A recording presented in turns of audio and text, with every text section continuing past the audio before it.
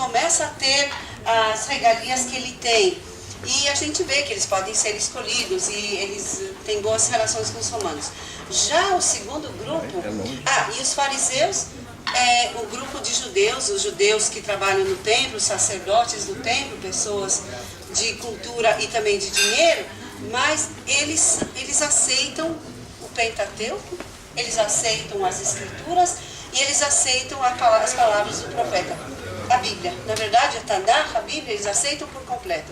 Já os saduceus são super elite, eles são realmente a classe sacerdotal mais elevada, mais abastada também, mas eles não querem saber de romanos, eles não vivem tão bem. Flávio José disse que é uma classe muito difícil, que é uma classe até rude, eles são arrogantes, eles são aristocratas, mas eles só aceitam o Pentateuco, a palavra de Deus. A palavra oral é a única coisa que eles aceitam. E eles falam uma coisa terrível para a época, que Deus te deu o que Ele deu em terra.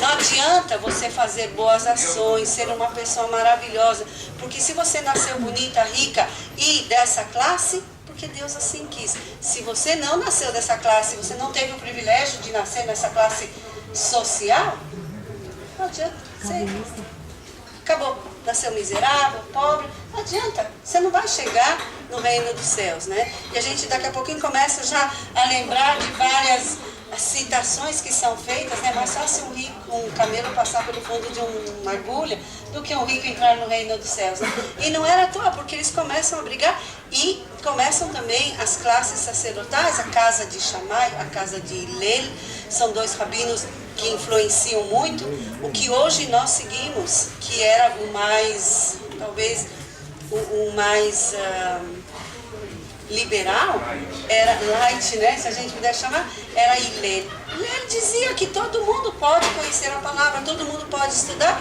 Já Shammai falava, não, Shammai era daquela classe dos saduceus, e ele falava, de jeito nenhum, você não tem o direito, Deus não quis que você estudasse a palavra, que você pudesse participar, então não adianta, você não vai chegar a isso. E por isso começam brigas entre os discípulos desses dois rabinos. Há uma confusão, a escolha do sacerdote em Jerusalém se torna intolerável. A esposa do sumo sacerdote é arrogante. Ela, uma vez ao ano, quando o sumo sacerdote entrava no Santo dos Santos, pode entrar, vamos entrar. Ela se vangloriava e ela dizia, não pelos méritos. Aqui. Todas as grutas foram vasculhadas e já encontraram milhares, encontraram mais de 40 mil pergaminhos.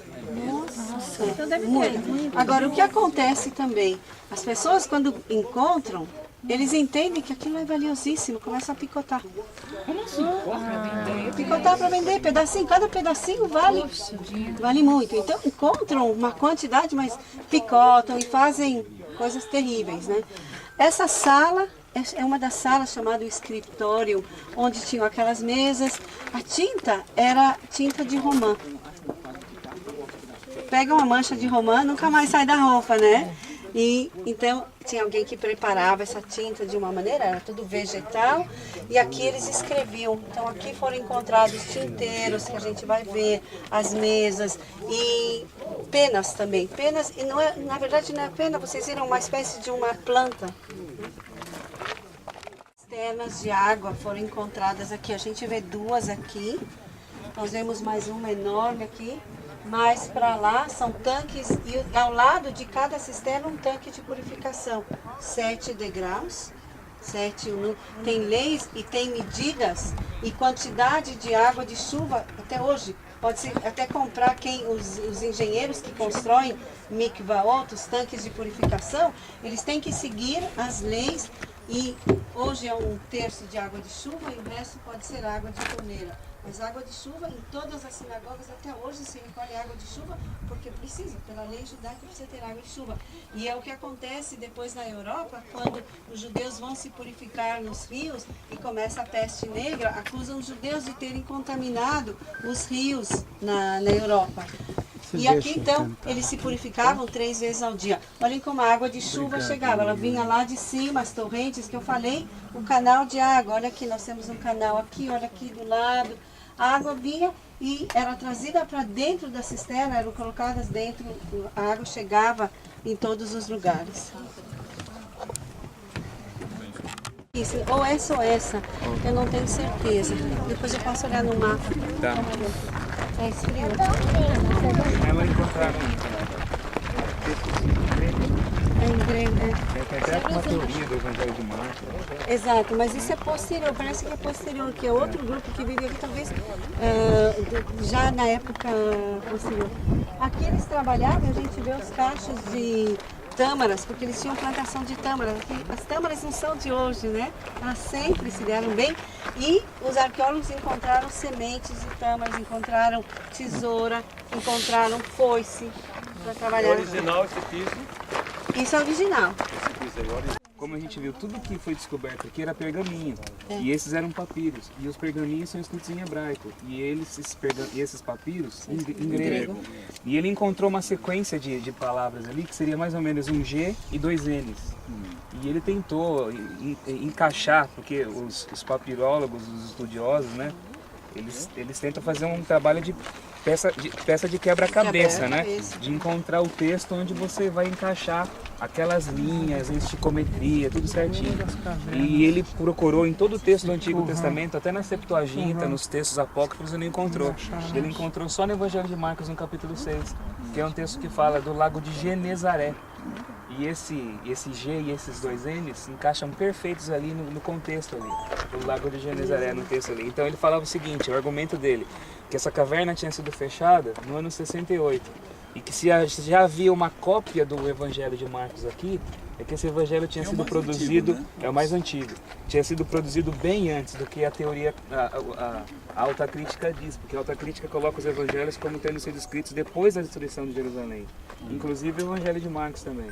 Então ele coloca essa teoria para mostrar que o evangelho ele pode relatar de fato fatos verídicos, porque foi escrito numa geração que tinha visto aquilo que ele estava narrando ali. Então ele usa isso como argumento, né? Em 1947, essa área ainda não existia o Estado de Israel, e essa área era dominada pelos ingleses e não existia nada disso, a gente não via nada disso, estava tudo soterrado. E vocês viram lá dentro da gruta, da cisterna também, que ainda está cheio de pedra, com a água de chuva, com a terra que encobriu tudo isso.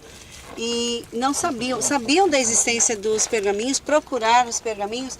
No século XIX, um antiquário tentou falsificar, vendeu para o British Museum, mas na última hora pegaram e disseram, não é verídico isso daqui, depois ele se suicidou. Então, eles sabiam que tinha uma problemática, existia os pergaminhos, todo mundo sabia, todo mundo conhecia os textos de Flávio Josefos, mas cadê os pergaminhos? No deserto de Judá. Olha para o deserto de Judá e vai procurar uma agulha no palheiro, né? Mas,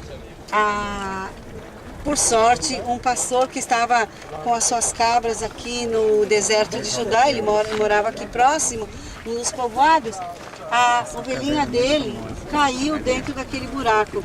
E ele, muito preocupado, aqui nessa... Aquele ali, esse daqui, tá vendo? Ele desceu e deve ter caído dentro do buraco. Agora ele ficou preocupado, ele falou, se eu entrar lá dentro, não vai ter ninguém, não saio mais, nunca mais vão me achar aqui dentro.